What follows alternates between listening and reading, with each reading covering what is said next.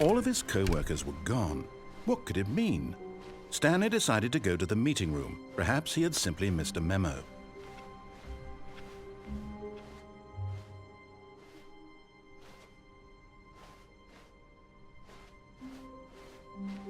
When Stanley came to a set of 2 open doors, he entered the door on his left. This was not the correct way to the meeting room, and Stanley knew it perfectly well. Perhaps he wanted to stop by the employee lounge first, just to admire it. Ah, yes, truly a room worth admiring. It had really been worth the detour after all. But eager to get back to business, Stanley took the first open door on his left. And so he detoured through the maintenance section, walked straight ahead to the opposite door, and got back on track.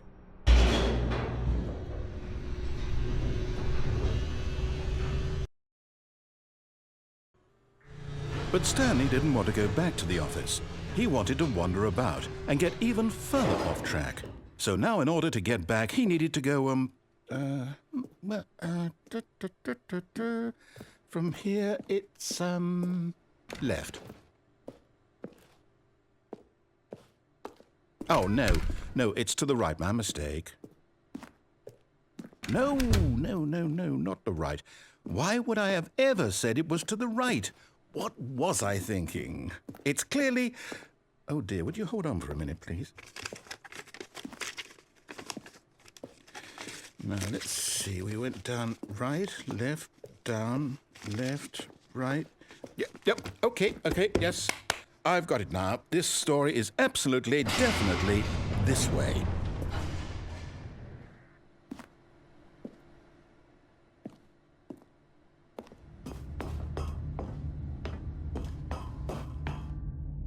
No. This isn't right at all. You're not supposed to be here yet. This is all a spoiler. Quick, Stanley, close your eyes. Okay. We just have to get back to, oh, who am I kidding? It's all rubbish now. The whole story completely unusable. How about, rather than waste my time trying to salvage this nonsense, we'll just restart the game from the beginning. And this time, suppose we don't wander so far off track, Okay, from the top.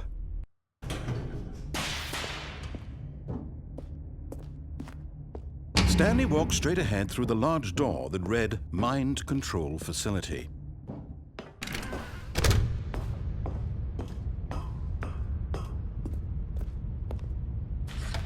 The lights rose on an enormous room packed with television screens. What horrible secret did this place hold? Stanley thought to himself. Did he have the strength to find out?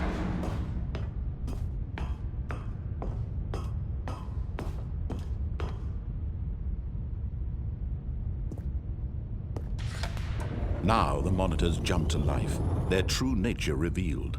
Each bore the number of an employee in the building, Stanley's co-workers. The lives of so many individuals reduced to images on a screen, and Stanley, one of them, eternally monitored in this place where freedom meant nothing.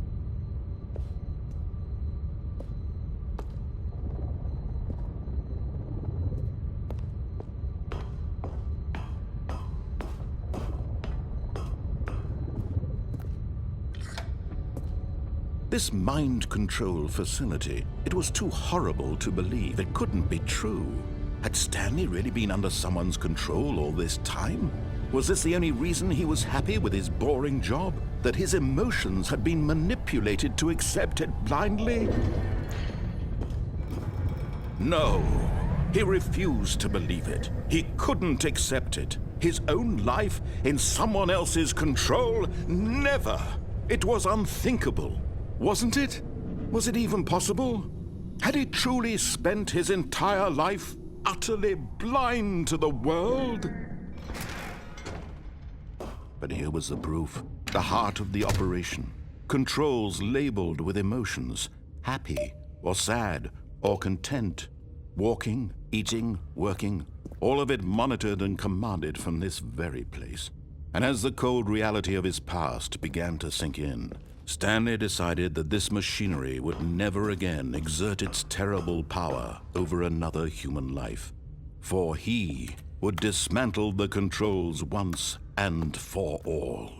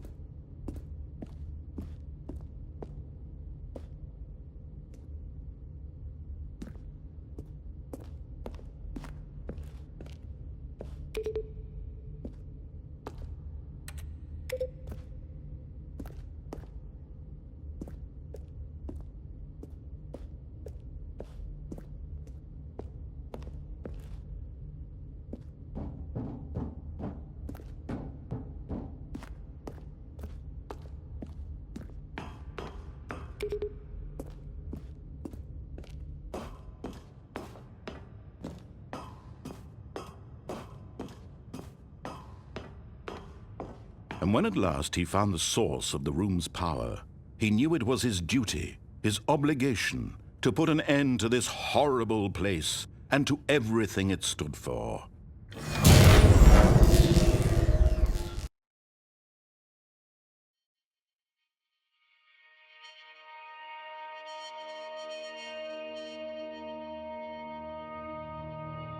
Blackness and a rising chill of uncertainty. Was it over? Yes! He had won! He had defeated the machine, unshackled himself from someone else's command. Freedom was mere moments away. And yet, even as the immense door slowly opened, Stanley reflected on how many puzzles still lay unsolved. Where had his co-workers gone? How had he been freed from the machine's grasp? What other mysteries did this strange building hold?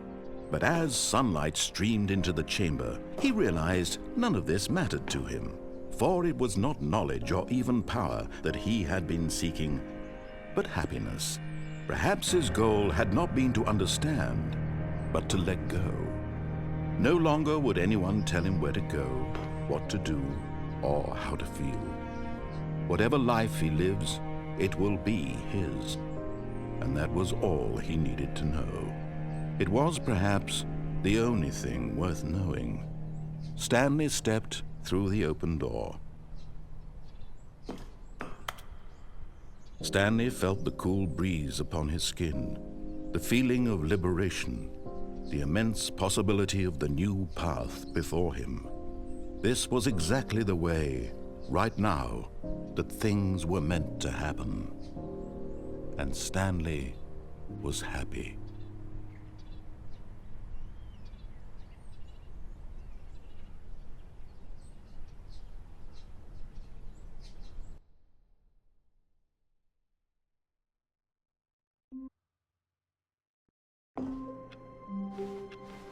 All of his co-workers were gone.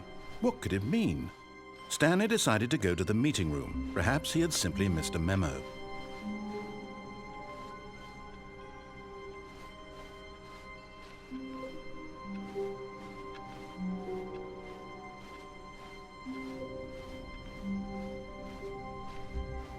When Stanley... Wait, what? No, I restarted. I swear, I definitely restarted the game over, completely fresh. Everything should be... Oh, did something change? Stanley, did you change anything when we were back in that room with all the monitors? Did you move the story somewhere, or... Hold on.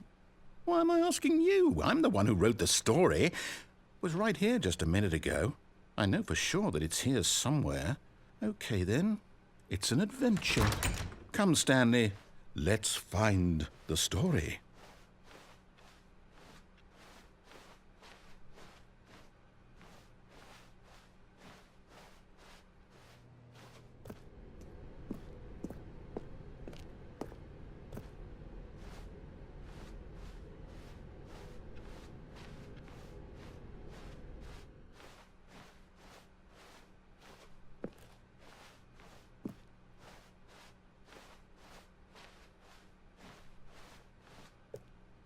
I'll say it.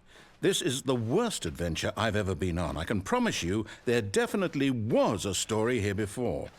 Do we need to restart the game again? Well, I find it unlikely that we'll ever progress by starting over and over again, but it's got to be better than this. Okay, let's give it a shot. Why not?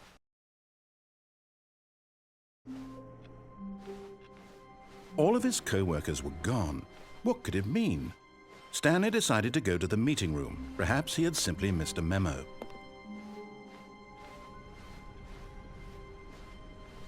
Okay, yep, it's worse. I might be remembering this wrong. It's possible the story is back where we just came from. Why don't we go back the other direction and see if we missed anything?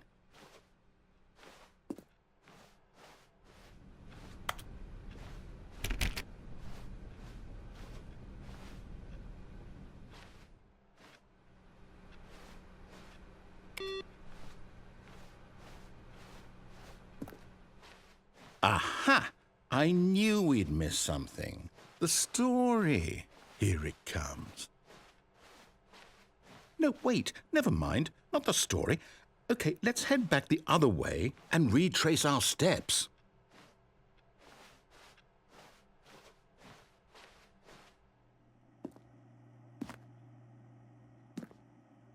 Now this... Well, I'll be honest, I don't recognize this place at all. Is this the story? I don't think so. I can't quite recall, but I believe my story took place in an office building. Is that correct? Do you remember, Stanley? Well, do you know what? Since I've completely forgotten what we were supposed to be doing, how about this? You win! Congratulations! I know you put in a lot of hard work, and it really paid off, so good job. Oh, no. No, I don't feel right about this at all. We both know you didn't put in any actual work for that win. Some people win fair and square, and this was not one of those situations. Okay, I'm getting weirded out by whatever this place is. I don't care what might happen this time, I have to restart. All right, I've got a solution. This time, to make sure we don't get lost, I've employed the help of the Stanley Parable Adventure Line. Just follow the line. How simple is that?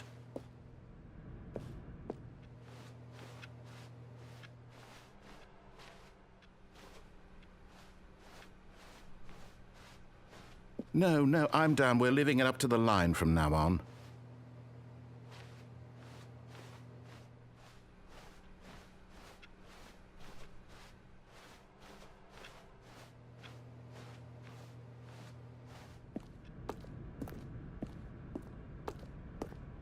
You see?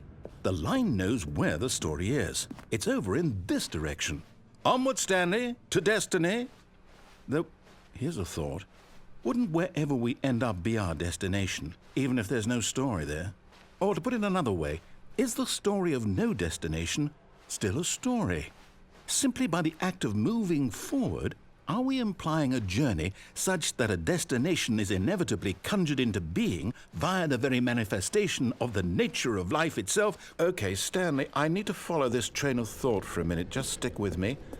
Now, we can both agree that the nature of existence is in fact a byproduct of one's subjective experience of that existence, right? Okay, now if my experience of your existence rests inside of your subjective experience of this office, is this office in fact the skeleton of my own relative experiential mental subjective construct? Whoa. Hang on. That got a bit weird back there. Well, I'd like to apologize. Not sure where I was going with all that. You know what? I think what we need right now is a bit of music to lighten the mood.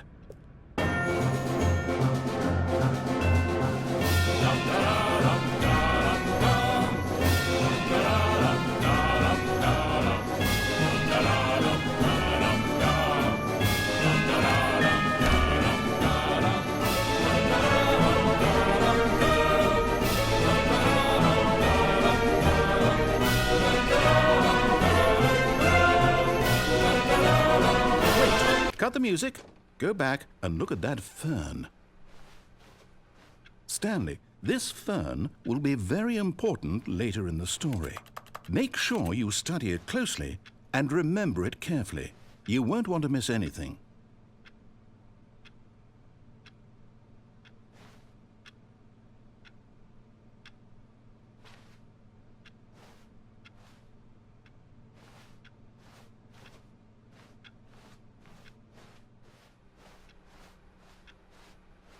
Wait, what? We're back at the office? No. Line, you do know we're looking for the Stanley Parable, right? The story? Is any of this ringing a bell?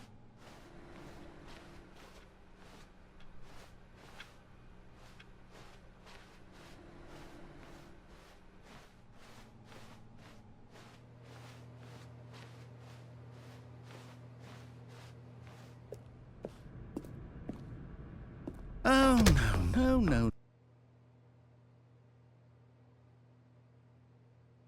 Oh, Stanley, is that you? Hold on, sweetie. Sorry to keep you waiting. I'm just pulling the bread out of the oven. All right. Okay, there we go.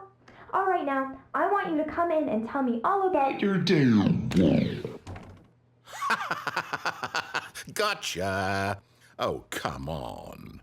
Did you actually think you had a loving wife who'd want to commit their life to you? I'm trying to make a point here, Stanley. I'm trying to get you to see something. Come inside. Let me show you what's really going on here. Sorry, but you're in my story now.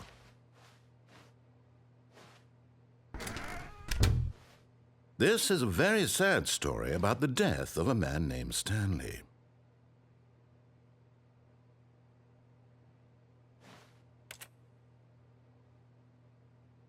Stanley is quite a boring fellow. He has a job that demands nothing of him, and every button that he pushes is a reminder of the inconsequential nature of his existence.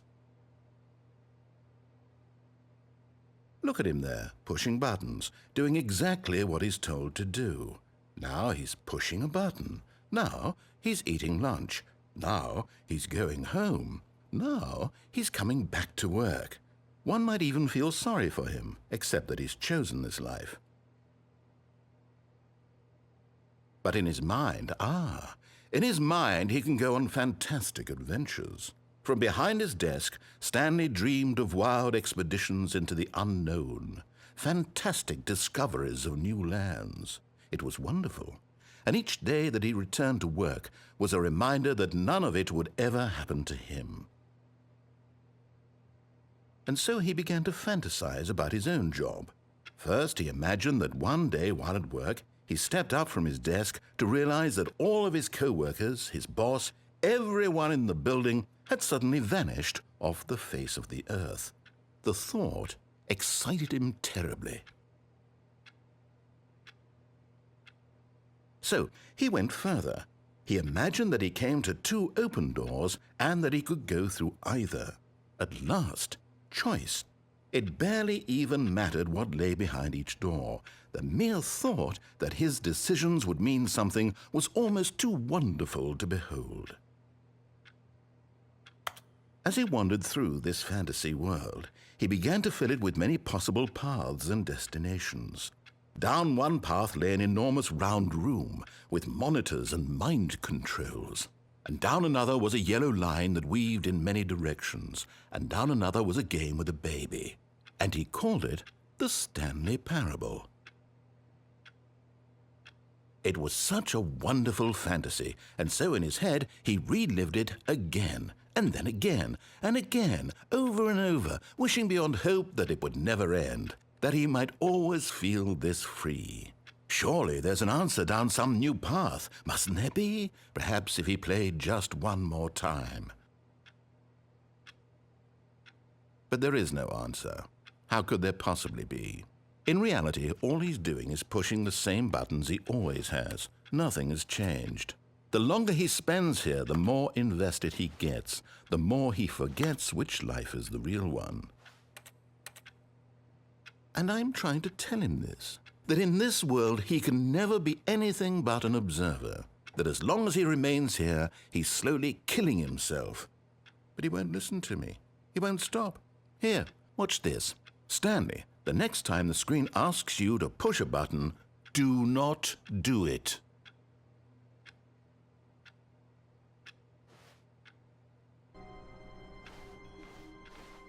All of his co-workers were gone. What could it mean? Stanley decided to go to the meeting room. Perhaps he had simply missed a memo.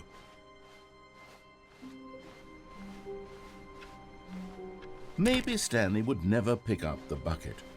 A lonely bucket, lonely and miserable and Stanley-less. Such a sad fate for a bucket.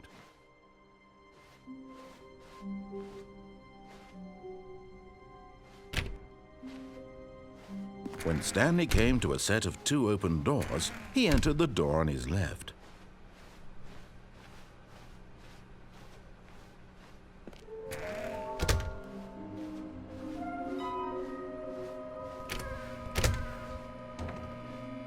Stanley stepped into the broom closet, but there was nothing here, so he turned around. Coming to a staircase, Stanley walked upstairs to his boss's office.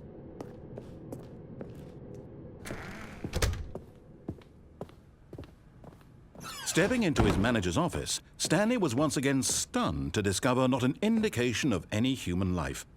Shocked, unraveled, Stanley wondered in disbelief who orchestrated this. What dark secret was being held from him? What he could not have known was that the keypad behind the boss's desk guarded the terrible truth that his boss had been keeping from him. And so the boss had assigned it an extra secret PIN number, 2845. But of course, Stanley couldn't possibly have known this.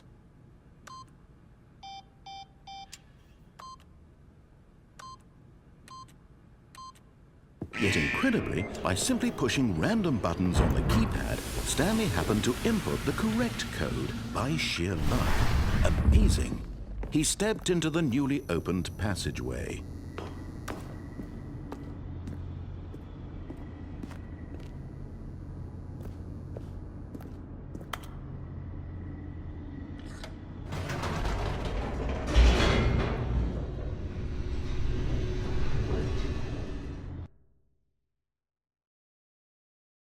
Descending deeper into the building, Stanley realized he felt a bit peculiar. It was a stirring of emotion in his chest, as though he felt more free to think for himself, to question the nature of his job. Why did he feel this now, when for years it had never occurred to him?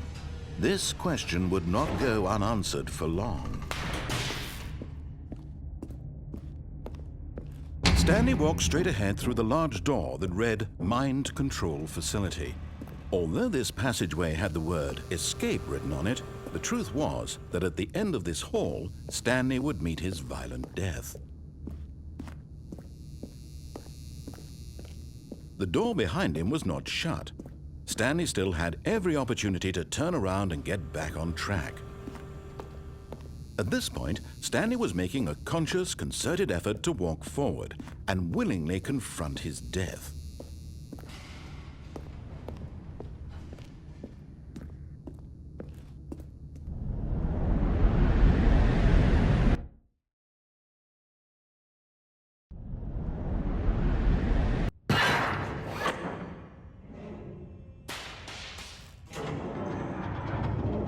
As the machine whirred into motion and Stanley was inched closer and closer to his demise, he reflected that his life had been of no consequence whatsoever. Stanley can't see the bigger picture. He doesn't know the real story, trapped forever in his narrow vision of what this world is. Perhaps his death was of no great loss, like plucking the eyeballs from a blind man. And so he resigned and willingly accepted this violent end to his brief and shallow life. Farewell, Stanley.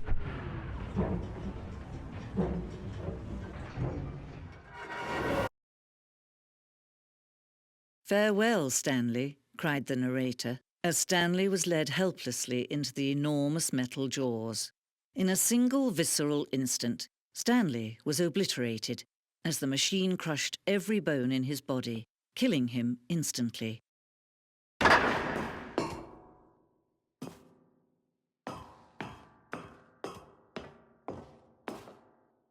And yet it would be just a few minutes before Stanley would restart the game, back in his office, as alive as ever. What exactly did the narrator think he was going to accomplish? When every path you can walk has been created for you long in advance, death becomes meaningless, making life the same. Do you see now? Do you see that Stanley was already dead from the moment he hit start?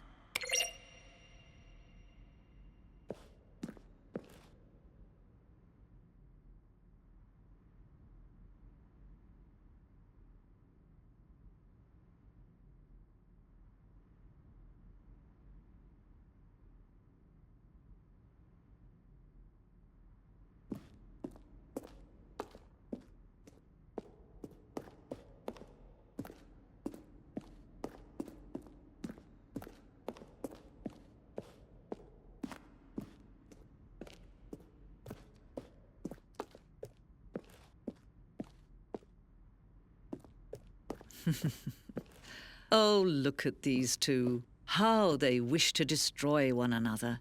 How they wish to control one another. How they both wish to be free. Can you see? Can you see how much they need one another? No, perhaps not. Sometimes these things cannot be seen. But listen to me. You can still save those two. You can stop the program before they both fail. Turn off your PlayStation. There's no other way to beat this game. As long as you move forward, you'll be walking someone else's path. Stop now and it'll be your only true choice. Whatever you do, choose it. Don't let time choose for you. Don't let...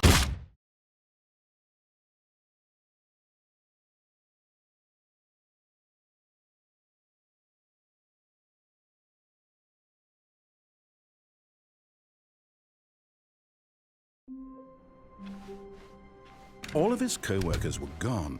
What could it mean? Stanley decided to go to the meeting room. Perhaps he had simply missed a memo.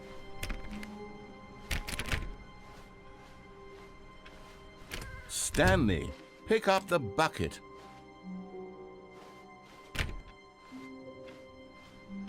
Stanley picked up the bucket.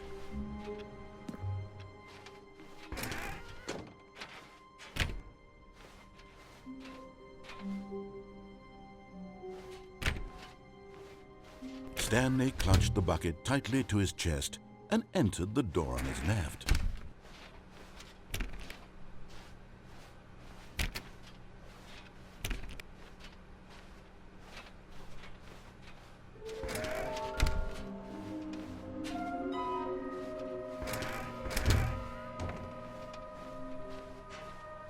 Coming to a staircase, Stanley and the bucket walked upstairs to the boss's office.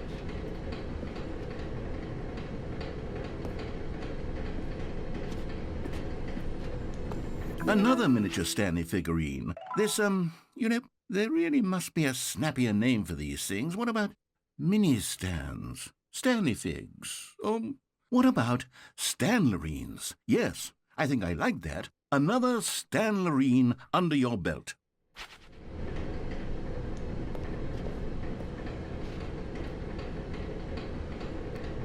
But Stanley just couldn't do it. He considered the possibility of facing his boss, admitting he had left his post during work hours. He might be fired for that. And in such a competitive economy, why had he taken that risk? All because he believed everyone had vanished?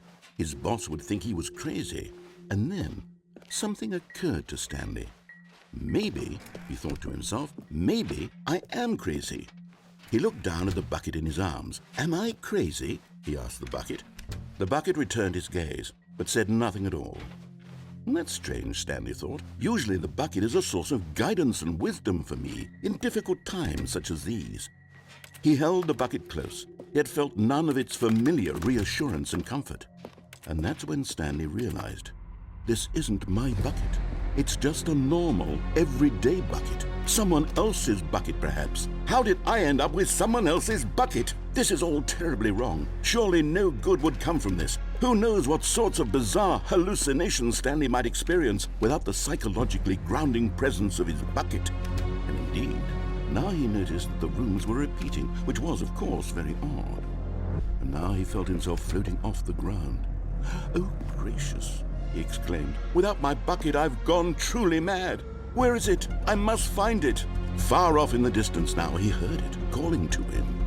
Stanley! Stanley, it's me! The bucket! Could it truly be? He rushed forward from room to room, passing by one bucket after the next. None of them were his. None of them were his special bucket. Come to me, Stanley. Find me.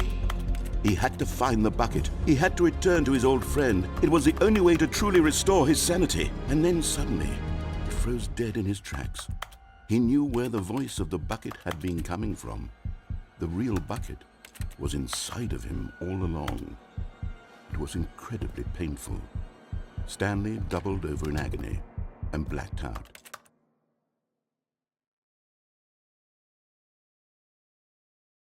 This is the story of a woman named Mariella. Mariella woke up on a day like any other. She arose, got dressed, picked up her bucket of comfort and security, and walked to her place of work. But on this particular day, her walk was interrupted by the body of a man who had stumbled through town, talking and screaming to himself, and then collapsed dead on the sidewalk. Right away, she knew what the problem was. This man had no bucket. Of course he'd gone mad, ranting and raving about a narrator describing all of his actions and how everything is predetermined and free will is an illusion and it's all just a video game. It could all have been prevented if only he'd taken his bucket with him. Perhaps he didn't even realize he'd forgotten his bucket at home in the first place. How cruel the world can be, Mariella thought, and she hugged her own bucket even tighter. But of course, she had no time for this. There were a myriad of confusing problems she would soon have to confront at work, for which her bucket would provide absolute guidance and total clarity on everything. Heck yes, she thought to herself, my life kicks ass. And she backflipped all the way to work.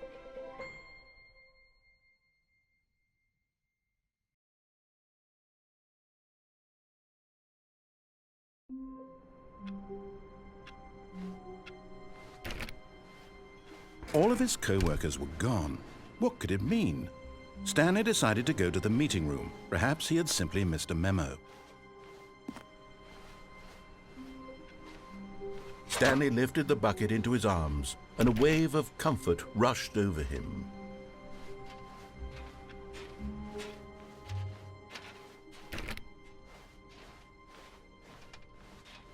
Stanley clutched the bucket tightly to his chest. And this was not the correct way to the meeting room. But Stanley had felt the bucket calling to him, telling him that the employee lounge was simply the place to be. And here it was. Had the bucket turned out to be correct? Was this better than the meeting room? Yes, Stanley thought to himself. No, never mind. The bucket was wrong. Stanley took the door on his left to go back to the meeting room. No, Said the bucket.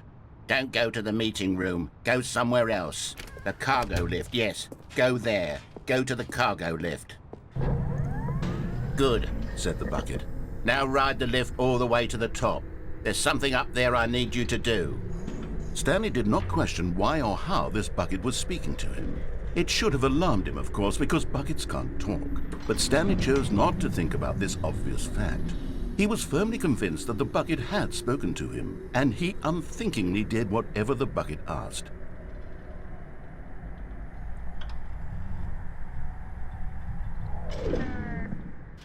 In here. Said the bucket. Go into this dark room over here. Stanley once again obeyed blindly.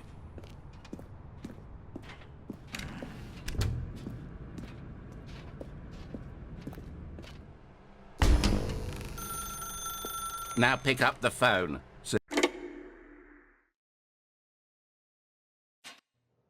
This is the sad story of a man named Stanley and his bucket. Once upon a time, I gave Stanley a bucket because I thought he was lonely and could use a friend. And then, very distressingly, he began to believe the bucket could speak to him.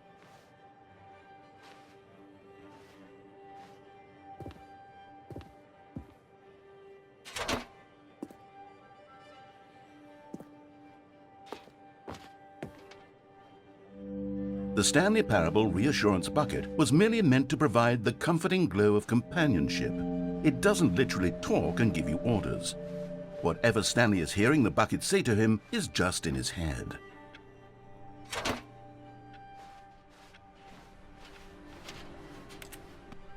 Lately, I've been concerned about him. Wouldn't you be concerned as well?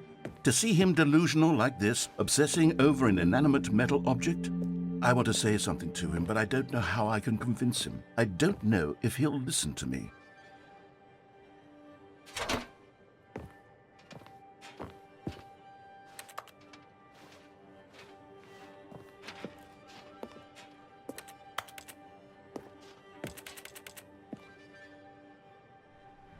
Oh, I'll try anyway. Stanley, can you hear me? Listen to me. It's just a bucket. It can't think, it can't talk. All it will ever truly do for you is effectively transfer a liquid from one location to a different location. That's it. It doesn't do anything else. You see, he's not listening. He's still taking orders from the bucket. You know, once upon a time it was me he took orders from. Me he trusted and listened to. Now all he cares about is his awful bucket. This stupid hunk of metal.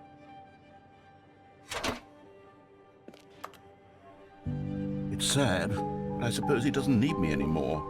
From now on, he's just going to cling to this bucket, this cold, empty bucket, this sort of shiny bucket.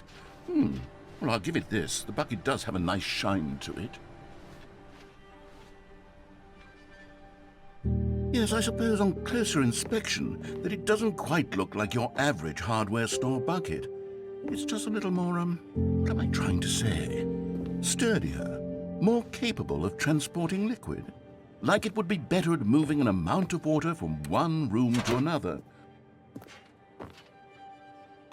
Oh my God, what am I saying?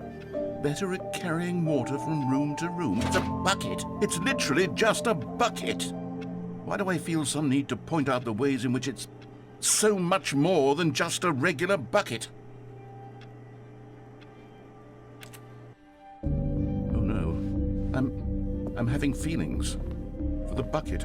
No, no. What's going on? Why do I want to be with the bucket? Hear what the bucket has to say. Do anything it asks. What's wrong with me? I don't understand. Perhaps if I had the bucket, this would be less confusing. Yes, the bucket could tell me what to do in this troublesome situation. Stanley, give me the bucket. Give it to me. Give me the bucket, Stanley. I need it. Give it to me now. Give it or I'll...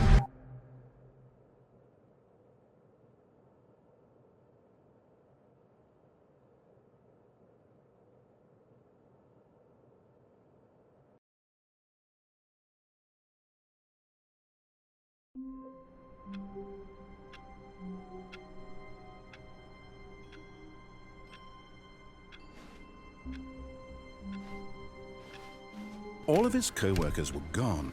What could it mean? Stanley decided to go to the meeting room. Perhaps he had simply missed a memo.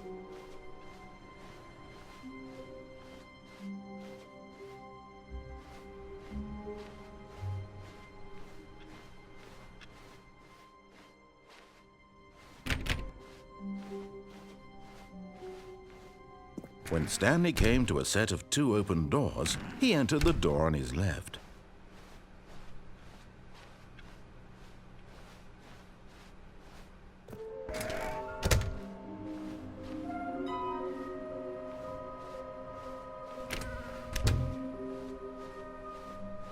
Coming to a staircase, Stanley walked upstairs to his boss's office.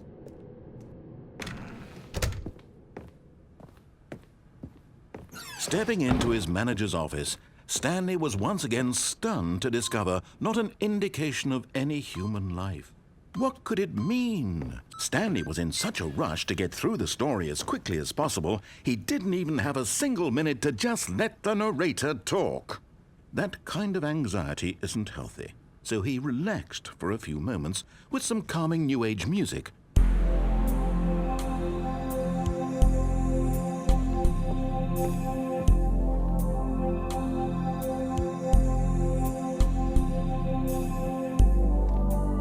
Feeling soothed and rejuvenated, Stanley calmly walked forward. into the opened passageway.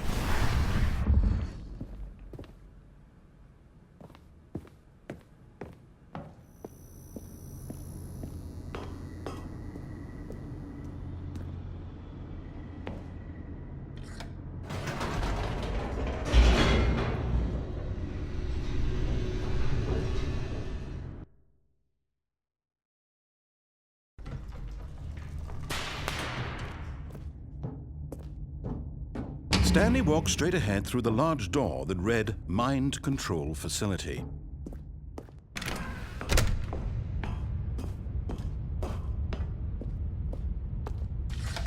The lights rose on an enormous room packed with television screens. What horrible secret did this place hold? Stanley thought to himself. Did he have the strength to find out?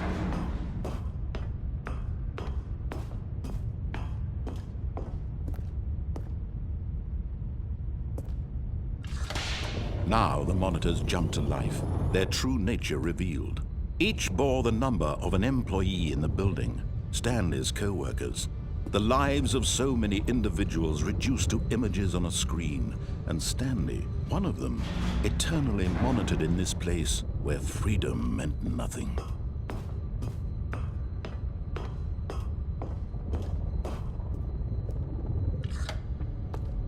This mind control facility, it was too horrible to believe. It couldn't be true. Had Stanley really been under someone's control all this time? Was this the only reason he was happy with his boring job? That his emotions had been manipulated to accept it blindly?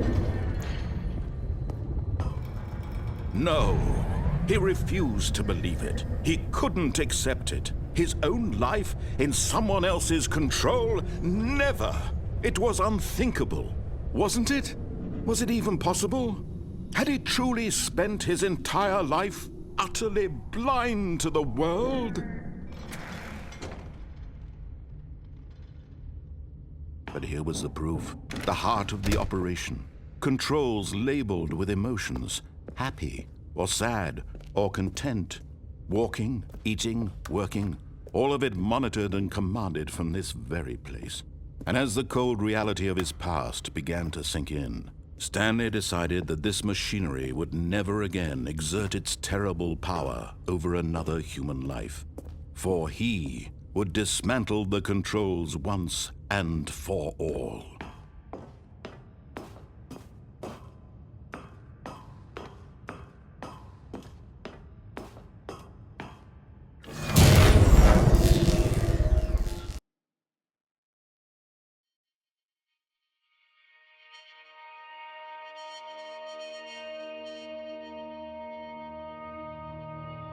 Blackness, and a rising chill of uncertainty.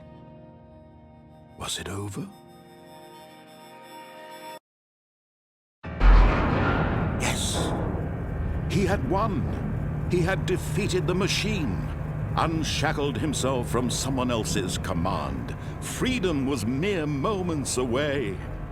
And yet, even as the immense door slowly opened, Stanley reflected on how many puzzles still lay unsolved. Where had his co-workers gone? How had he been freed from the machine's grasp? What other mysteries did this strange building hold? But as sunlight streamed into the chamber, he realized none of this mattered to him, for it was not knowledge or even power that he had been seeking, but happiness. Perhaps his goal had not been to understand, but to let go.